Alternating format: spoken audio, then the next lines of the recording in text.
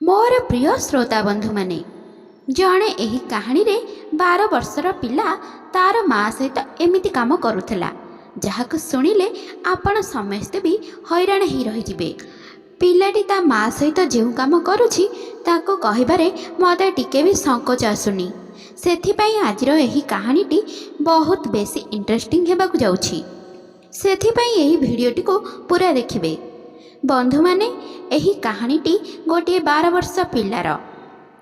सेही 12 वर्षर पुअर बापा पाखापाखि 5 वर्ष पूर्वर मरी जाइथिले। एबे ता घरे 3 जण लोक रहुथिले, ता माँ, तार बड़ भौणी आउ से निजे। सेही पिलाटीर नाँ थिला श्रवण। तार बापा गोटे प्राइवेट कंपनी रे चाकरी करथिले। श्रवणर बापा चाकरी करथुबा समय रे सेमानक पई गोटे छोट घरटिए करि दैथिले। आउ सेई घरे एई 3 जण रहुथिले। श्रवण बापांकु जेतेबेले 38 वर्ष होइथिला से सेतेबेले ए दुनियारू सबुदिन पई चली जाइथिले, माने मरि जाइथिले। श्रवणर बापांक देहांत परे सेमाने बहुत खराब परिस्थिति देई गति करुथिले। बंधु माने कथारे अछि ना, गरीब परिवारर केही भी संपर्क नथांती।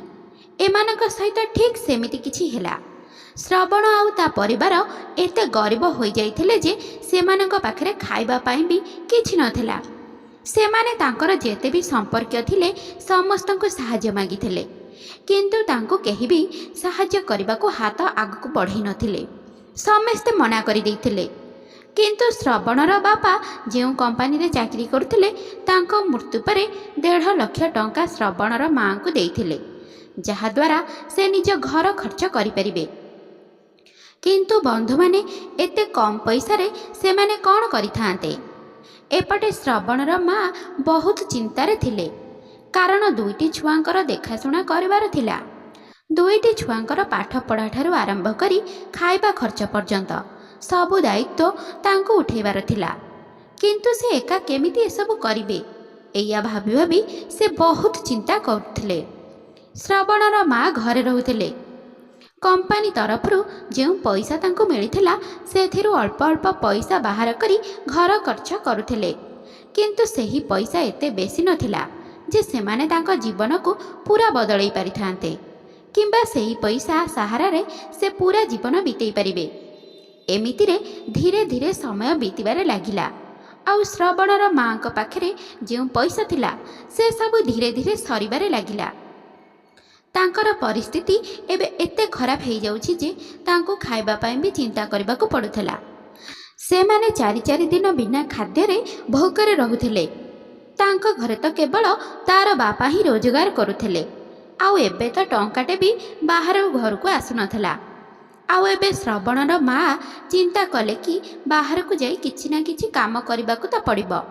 तेणु से भगवान को स्मरण करी घर बाहर को गले किछि काम करबा पाई। आउ बाहरे से बड़ बड़ घरर पोछा बासन माजिबा एसबु काम करिबारे लागिले। आउ एमितिरे से 3टी घरे सबुदिन सेई काम करी मासको 10 ରୁ 12 हजार टंका आणुथिले।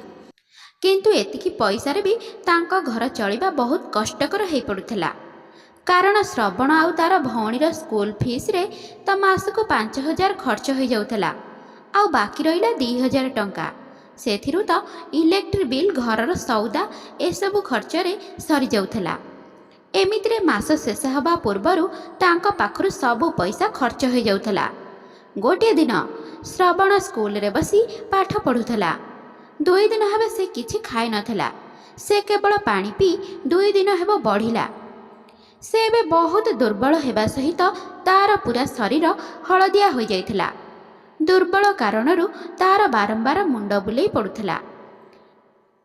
आउ से पड़ी जाउथला, हेले भी से मन देई पाठ पढ़ुथला, कारण से चिंता करुथला जे जदि मन देई पाठ न पढ़िबो तेबे से केबे भी तांको घरर अवस्था को बदलई पारिबो नहीं।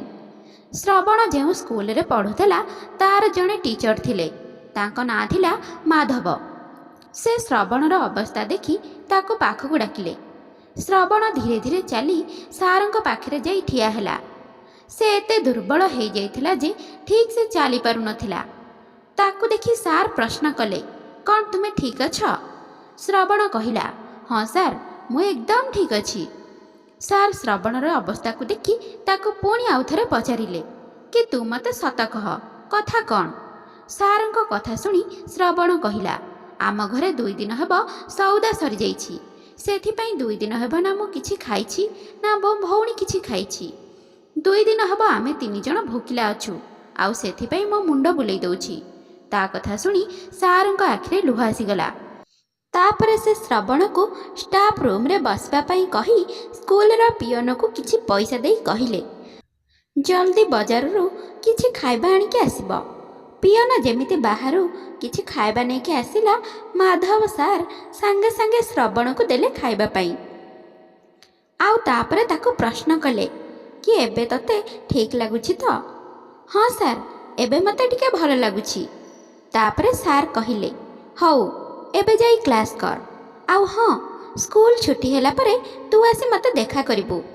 ମୋତେ ଦେଖା ନ କରି ବିଲକୁଲ ବି ଘରକୁ ଯିବନି। ହଉ ଠିକ୍ ଅଛି ସାର୍, ଏମିତି ମୁଁ ନିଶ୍ଚୟ କରିବି, କହି କ୍ଲାସ୍କୁ ଚାଲିଗଲା। ଆଉ ଯେମିତି ହିଁ ସ୍କୁଲ ଛୁଟି ହେଲା, ସାର୍ କହିବା ଅନୁସାରେ ଶ୍ରବଣ ଆସି ପହଞ୍ଚିଗଲା।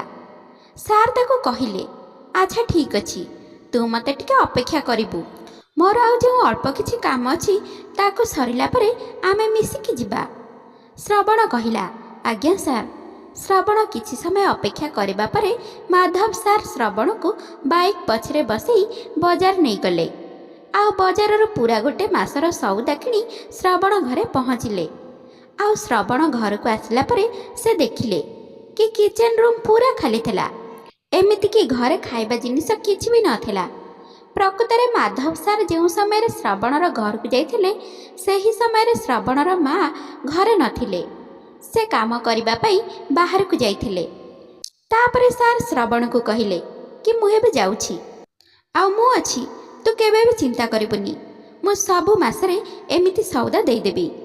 ତୋର ଯଦି କିଛି ଜିନିଷର ଆବଶ୍ୟକ ହୁଏ କି କିଛି ଦରକାର ହୁଏ, ତୁ ମୋତେ ଜଣେଇବୁ।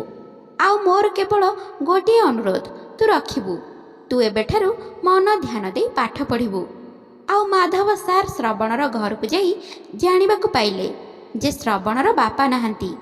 ସେ ସ୍କୁଲ ଯାଇ ପ୍ରିନ୍ସିପାଲଙ୍କ ସହିତ କଥା ହେଇ ଶ୍ରବଣର ସ୍କୁଲ ଫିସ୍କୁ ଛାଡ଼ କରିଦେଲେ। ଆଉ ସେପଟେ ଶ୍ରବଣର ମା ଯେତେବେଳେ କାମରୁ ଘରକୁ ଫେରିଲେ, ଆଉ ଜିନିଷ ସବୁ ଦେଖି ପଚାରିଲେ କି ଏସବୁ ତୁ କେଉଁଠାରୁ ଆଣିଲୁ? ତ ଶ୍ରବଣ ମାଧବ ସାର୍ଙ୍କ ବିଷୟରେ ସବୁ କିଛି କହିଲା କି ଏଇସବୁ ସଉଦା ସାର୍ ଦେଇଛନ୍ତି। କେବଳ ଏତିକି ନୁହେଁ, ଏମିତିକି ମୋ ସ୍କୁଲ ଫିସ୍କୁ ବି ଛାଡ଼ କରିଦେଇଛନ୍ତି। ଶ୍ରବଣର ମା ଏସବୁ କଥା ଶୁଣିଲା ପରେ ତାଙ୍କ ଆଖିରୁ ଲୁହ ଆସିଗଲା। ସେ କାନ୍ଦି କାନ୍ଦି ସାର୍ଙ୍କୁ ବହୁତ ଆଶୀର୍ବାଦ ଦେବା ସହିତ ବହୁତ ଧନ୍ୟବାଦ ବି ଦେଇଥିଲେ। ମାଧବ ସାର୍ଙ୍କର ଦରମା ଯଦିଓ ଏତେ ବେଶୀ ନଥିଲା, କିନ୍ତୁ ତାଙ୍କ ହୃଦୟ ବହୁତ ବଡ଼ ଥିଲା। ସେ ନିଜ ଘର ସହିତ ଶ୍ରବଣର ଘର କଥା ବି ବୁଝୁଥିଲେ, ଆଉ ସେମାନଙ୍କର ସବୁ ଆବଶ୍ୟକତାକୁ ପୂରଣ କରୁଥିଲେ। ପରଦିନ ଶ୍ରବଣର ମା ସାର୍ଙ୍କୁ ଧନ୍ୟବାଦ ଜଣାଇବା ପାଇଁ ସ୍କୁଲରେ ଯାଇ ପହଞ୍ଚିଲେ। ଆଉ ମାଧବ ସାର୍ ତାଙ୍କୁ ଦେଖି ତାଙ୍କ ପାଖକୁ ଆସିଲେ ଆଉ କହିଲେ କି ଆପଣଙ୍କୁ ଚିନ୍ତା କରିବା କିଛି ବି ଦରକାର ନାହିଁ, ଆଉ ଆପଣ ହେଉଛନ୍ତି ମୋ ମା ସମାନ। ମୁଁ ସବୁବେଳେ ଏମିତି ତୁମମାନଙ୍କର ସାହାଯ୍ୟ କରୁଥିବି, ମୋତେ ଭଲ ଲାଗୁଛି। ଏସବୁ କଥା ଶୁଣି ଶ୍ରବଣର ମା ବହୁତ ଖୁସି ହେଇଗଲେ ଆଉ ତାଙ୍କ ଘରକୁ ଚାଲିଗଲେ। ଏମିତିରେ ସମୟ ଧୀରେ ଧୀରେ ବିତିବାରେ ଲାଗିଲା। ଆଉ ଏଇ ଭିତରେ ଶ୍ରବଣ ବହୁତ ପରିଶ୍ରମ କରି ମନ ଧ୍ୟାନ ଦେଇ ପାଠ ପଢ଼ିଲା। ଆଉ ଏହି ସମୟ ଭିତରେ ଶ୍ରବଣର ହାଇସ୍କୁଲ ପାଠ ଶେଷ ହୋଇଗଲା। ଆଉ ସେଇଦିନ ବହୁତ ଶୀଘ୍ର ଆସିଲା ଯେବେ କି ଶ୍ରବଣକୁ ବାଙ୍ଗାଲୋରର ଗୋଟିଏ କଲେଜରେ ସ୍କଲାରସିପ୍ ମିଳିଗଲା। କାହିଁକି ନା ଶ୍ରବଣ ବହୁତ ଭଲ ନମ୍ବର ରଖିଥିବାରୁ ଏତେ ବଡ଼ କଲେଜରେ ପାଠ ପଢ଼ିବା ପାଇଁ ତାକୁ ସୁଯୋଗ ମିଳିଲା। ଶ୍ରବଣର ପରିବାର ଆଉ ସାର୍ ବହୁତ ଖୁସି ହେଇଗଲେ। ଶ୍ରବଣକୁ ଯେଉଁ କଲେଜରେ ପଢ଼ିବାର ଥିଲା, ସେମାନେ ଶ୍ରବଣ ପାଇଁ ଗୋଟିଏ ଫ୍ଲାଇଟ୍ ଟିକେଟ୍ କରିଥିଲେ। ପରଦିନ ଶ୍ରବଣ ଯେତେବେଳେ ଫ୍ଲାଇଟ୍ରେ ବସି ବାଙ୍ଗାଲୋର ଯାଉଥିବା ସମୟରେ ତାର ପୁରୁଣା କଥାଗୁଡ଼ିକ ମନେ ପକାଇ କାନ୍ଦିବାରେ ଲାଗିଲା। ଆମେମାନେ ଆଗରୁ କେତେ ଗରିବ ଥିଲୁ, ଆଉ ଏବେ ଧୀରେ ଧୀରେ ଆମ ପରିସ୍ଥିତି ବଦଳୁଛି। ଏସବୁ ଚିନ୍ତା କରି କରି ସେ କାନ୍ଦିବାରେ ଲାଗିଲା। ଆଉ ଏମିତି ଭାବିବା ଭିତରେ ସେ ବାଙ୍ଗାଲୋରରେ ପହଞ୍ଚିଗଲା। ପରଦିନ ସେ କଲେଜ ଗଲା। ତାର ରହିବା ଖାଇବା ଠାରୁ ଆରମ୍ଭ କରି ପଢ଼ା ପର୍ଯ୍ୟନ୍ତ ସବୁ ଖର୍ଚ୍ଚ ୟୁନିଭର୍ସିଟି ତରଫରୁ ଫ୍ରି ଥିଲା। ଶ୍ରବଣ ପାଠ ପଢ଼ିବା ସହିତ ଗୋଟିଏ ପାର୍ଟ ଟାଇମ୍ ଜବ୍ ବି କଲା, ଯାହାଦ୍ୱାରା ସେ କିଛି ପଇସା ସଞ୍ଚୟ ଆରମ୍ଭ କରିଦେଇଥିଲା। ସେ ସବୁ ମାସରେ ତା'ର ମା' ଓ ଭଉଣୀ ପାଖକୁ ପଇସା ବି ପଠାଉଥିଲା, ଯେପରିକି ସେମାନେ ଦୁଇ ଜଣଙ୍କୁ ଆଉ କାମ କରିବା ପାଇଁ ବାହାରକୁ ଯିବାକୁ ପଡ଼ିବନି। ଶ୍ରବଣ ପୁରା ଭାବରେ ବାଙ୍ଗାଲୋରରେ ସେଟେଲ୍ ହୋଇଗଲା। ଏବେ ସେମାନଙ୍କ ଜୀବନ ପୁରା ଖୁସି ଖୁସିରେ ବିତୁଥିଲା। ଯେଉଁ ସମ୍ପର୍କୀୟମାନେ ତାଙ୍କ ଘରକୁ ଆସୁନଥିଲେ, ସେମାନେ ଏବେ ତାଙ୍କ ଘରକୁ ଯିବା ଆସିବା କଲେ। ଧୀରେ ଧୀରେ ସମୟ ବିତିବା ସହିତ ଶ୍ରବଣର ପାଠପଢ଼ା ବି ଶେଷ ହୋଇଗଲା। ଆଉ ତାକୁ ୟୁନିଭର୍ସିଟି ତରଫରୁ ଚାକିରିଟିଏ ମିଳିଗଲା। ଆଉ ଶ୍ରବଣର ଦରମା ମାସକୁ 5 ଲକ୍ଷ ଟଙ୍କା ଥିଲା। ସେ ଏହି ଚାକିରି ପାଇ ବହୁତ ଖୁସି ହୋଇଯାଇଥିଲା। ଆଜି ଶ୍ରବଣ ବାଙ୍ଗାଲୋରରୁ ଓଡ଼ିଶା ଆସୁଥିଲା। ଆସିବା ପୂର୍ବରୁ ସେ ତା'ର ମା' ଓ ଭଉଣୀ ପାଇଁ ବହୁତ ଗିଫ୍ଟ ଧରିକି ଆସୁଥିଲା। ସେ ଘରେ ପହଞ୍ଚିବା ପରେ ମା'କୁ କୁଣ୍ଢେଇ ବହୁତ କାନ୍ଦିଲା। ଏହାପରେ ଗୋଟିଏ ସପ୍ତାହ ପରେ ସେ ତା'ର ଜବ୍ରେ ଜଏନ୍ କଲା। ସେ ତା'ର ପ୍ରଥମ ଦିନରେ ଯେମିତି ଅଫିସ୍ ଭିତରେ ତା'ର ସିଟ୍ରେ ବସିଛି, ଜଣା ନାହିଁ ଅଚାନକ ତା'ର ମାଧବ ସାର୍ଙ୍କ କଥା ମନେ ପଡ଼ିଗଲା। ଆଉ ସେ ଭାବିବାରେ ଲାଗିଲା କି ଯଦି ତା ଜୀବନରେ ମାଧବ ସାର୍ ଆସିନଥାନ୍ତେ, ତାହେଲେ ସେ ଆଜି ପର୍ଯ୍ୟନ୍ତ ଏଇଠି ପହଞ୍ଚି ନଥାନ୍ତା। ମାଧବ ସାର୍ ପୁରା 7 ବର୍ଷ ପର୍ଯ୍ୟନ୍ତ ତାଙ୍କ ଘରକୁ ସଉଦା ପଠାଉଥିଲେ। ଯଦିଓ ସେ ଏତେ ଧନୀ ବି ନଥିଲେ, କିନ୍ତୁ ସେ ହୃଦୟରୁ ବହୁତ ଭଲ ମଣିଷଟିଏ ଥିଲେ। ବନ୍ଧୁମାନେ, ଶ୍ରବଣ ସ୍କୁଲରୁ ଆସି ଚାକିରି ପର୍ଯ୍ୟନ୍ତ କେବେ ବି ମାଧବ ସାର୍ଙ୍କ କଥା ମନେ ପକାଇ ନଥିଲା କି କେବେ ବି ଦେଖା କରିବାକୁ ଚେଷ୍ଟା କରିନଥିଲା। ନିଜ ଚାମ୍ବର ଭିତରେ ଏସବୁ କଥା ଭାବି ଭାବି ସେ ବହୁତ ଜଲ୍ଦି ଅନୁଭବ କଲା। ସେ ସାଙ୍ଗେ ସାଙ୍ଗେ ଅଫିସ୍ ଗାଡ଼ି ବାହାର କରି ମାଧବ ସାର୍ଙ୍କୁ ଖୋଜିବାରେ ଲାଗି ପଡ଼ିଲା। ଖୋଜି ଖୋଜି ସେ ପ୍ରଥମେ ଯାଇ ସ୍କୁଲରେ ପହଞ୍ଚିଲା। ଆଉ ସେଇଠି ସେ ଜାଣିବାକୁ ପାଇଲା କି ସେ 2 ବର୍ଷ ପୂର୍ବରୁ ଏହି ସ୍କୁଲକୁ ଛାଡ଼ି ସାରିଛନ୍ତି। ଶେଷରେ ତାଙ୍କ ଠିକଣା ତାକୁ ମିଳିଗଲା। ଆଉ ସେ ଯିବା ପୂର୍ବରୁ ବହୁତ ସାରା ମିଠା ଓ ଗିଫ୍ଟ ନେଇକି ଗଲା। ଘରକୁ ଗଲା ପରେ ସେ ଦେଖିଲା ମାଧବ ସାର୍ ବହୁତ ଦୁର୍ବଳ ଓ ବୁଢ଼ା ବି ହୋଇସାରିଥିଲେ। ବହୁତ କଷ୍ଟରେ ପଇସା ରୋଜଗାର କରି ଘର ଖର୍ଚ୍ଚ ଉଠାଉଥିଲେ। ଛୋଟ ଛୋଟ ଛୁଆଙ୍କୁ ଟ୍ୟୁସନ୍ କରୁଥିଲେ। ଶ୍ରବଣ ସାର୍ଙ୍କୁ ଏହି ଅବସ୍ଥାରେ ଦେଖି ତା'ର ଆଖିରୁ ଲୁହ ଆସିଗଲା। ଶ୍ରବଣର ସବୁ ପୁରୁଣା କଥା ମନେ ପଡ଼ିଗଲା। ସେ ସାର୍ଙ୍କ ଘରକୁ ଆସି ଜାଣିବାକୁ ପାଇଲା ଯେ ସାର୍ଙ୍କର ଗୋଟିଏ ପୁଅ ଆଉ ଗୋଟିଏ ଝିଅ ଅଛି। ସାର୍ଙ୍କ ସହିତ ମିଶି ତାଙ୍କ ଝିଅ ମଧ୍ୟ ଟ୍ୟୁସନ୍ କରୁଥିଲା। ତାପରେ ଶ୍ରବଣ ମାଧବ ସାର୍ଙ୍କୁ ଗୋଟିଏ ଭଲ ହସ୍ପିଟାଲରେ ଆଡ଼ମିଟ୍ କରିଲା। କିଛି ଦିନ ମେଡ଼ିକାଲରେ ଟ୍ରିଟମେଣ୍ଟ ହେବା ପରେ ମାଧବ ସାର୍ ପୁରାପୁରି ହୃଷ୍ଟପୃଷ୍ଟ ହୋଇଗଲେ। ମୋ କହିବା ଅର୍ଥ ଯେ ସାର୍ ଏକଦମ ଠିକ୍ ହୋଇଗଲେ।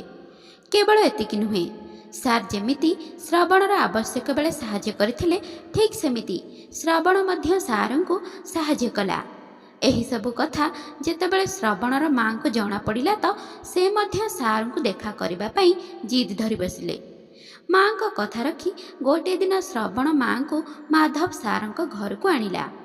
ଶ୍ରବଣର ମା' ଯେତେବେଳେ ମାଧବ ସାର୍ଙ୍କ ଝିଅକୁ ଦେଖିଲେ ତ କହିଲେ, ସାର୍, ଆପଣ ଯଦି କିଛି ଖରାପ ଭାବିବେନି, ତାହେଲେ ଆପଣଙ୍କୁ ମୁଁ ଗୋଟିଏ କଥା କହିବାକୁ ଚାହୁଁଛି। ସାର୍ କହିଲେ, ହଁ ଠିକ୍ ଅଛି, କୁହନ୍ତୁ। ମୁଁ ଆପଣଙ୍କ ଝିଅକୁ ମୋ ଘରକୁ ବୋହୂ କରିବାକୁ ଚାହୁଁଛି। ମାନେ ଶ୍ରବଣ ସହିତ ତା'ର ବାହାଘର କରିବାକୁ ଚାହୁଁଛି। ଏହି କଥା ଶୁଣିଲା ପରେ ସାର୍ଙ୍କ ଆଖିରୁ ଲୁହ ଆସିଗଲା। ଆଉ ଖୁସି ଖୁସିରେ ବାହାଘର ପାଇଁ ରାଜି ହୋଇଗଲେ। ତାପରେ ସେ ଭଗବାନଙ୍କୁ ଧନ୍ୟବାଦ ଜଣାଇଲେ। ଆଉ ସେ ଏହି କଥାକୁ ମାନିଗଲେ ଯେ ତୁମେ ଯଦି କାହାର ଅସୁବିଧା ସମୟରେ ସାହାଯ୍ୟ କରିବ ତ ତୁମର ଅସୁବିଧା ସମୟରେ ଭଗବାନ କାହାକୁ ନା କାହାକୁ ନିଶ୍ଚୟ ପଠାଇବେ ସାହାଯ୍ୟ ପାଇଁ। ଠିକ୍ ଯେମିତି ଶ୍ରବଣର ଅସୁବିଧା ସମୟରେ ସାର୍ ତାକୁ ସାହାଯ୍ୟ କରିଥିଲେ, ଆଉ ଏବେ ସାର୍ଙ୍କ ଅସୁବିଧା ସମୟରେ ଶ୍ରବଣ ମଧ୍ୟ ସାର୍ଙ୍କୁ ସାହାଯ୍ୟ କରୁଛି। ବନ୍ଧୁମାନେ, ତାପରେ ସାର୍ ତାଙ୍କ ଝିଅର ବାହାଘର ଶ୍ରବଣ ସହିତ ଖୁସି ଖୁସିରେ କରେଇଲେ। ଏବେ ମାଧବ ସାର୍ଙ୍କ ପୁଅ ବଡ଼ ହୋଇ ବାହାରେ କାମଧନ୍ଦା କରି ସାର୍ଙ୍କୁ ସାହାଯ୍ୟ କରିବାରେ ଲାଗିଲା, ଆଉ ନିଜେ ବାପାଙ୍କର ଧ୍ୟାନ ମଧ୍ୟ ରଖିଲା। ମୋର ପ୍ରିୟ ଶ୍ରୋତା ବନ୍ଧୁମାନେ, ଏହି କାହାଣୀ ଏଇଠାରେ ଶେଷ ହୋଇଯାଇଛି। ତ ଶ୍ରୋତା ବନ୍ଧୁମାନେ, ଆଶା କରୁଛି ଆଜିର ଏହି କାହାଣୀଟି ଆପଣମାନଙ୍କୁ ନିଶ୍ଚିନ୍ତ ପସନ୍ଦ ଆସିଥିବ। ଆଉ ପସନ୍ଦ ଆସିଥିଲେ ଭିଡ଼ିଓଟିକୁ ଲାଇକ୍, ସେୟାର ଆଉ ମୋ ଗପ ପାଡ଼ି ଚ୍ୟାନେଲକୁ ସବସ୍କ୍ରାଇବ୍ କରିବାକୁ ବିଲକୁଲ ବି ଭୁଲନ୍ତୁ ନାହିଁ। ତେବେ ଆଜି ପାଇଁ ରହୁଛି ବାଏ। ପୁଣି ଦେଖା ହେବ ଆଉ ଏକ ସୁନ୍ଦର କାହାଣୀ ସହିତ ଆଉ ଏକ ନୂଆ ଭିଡ଼ିଓରେ। ଧନ୍ୟବାଦ।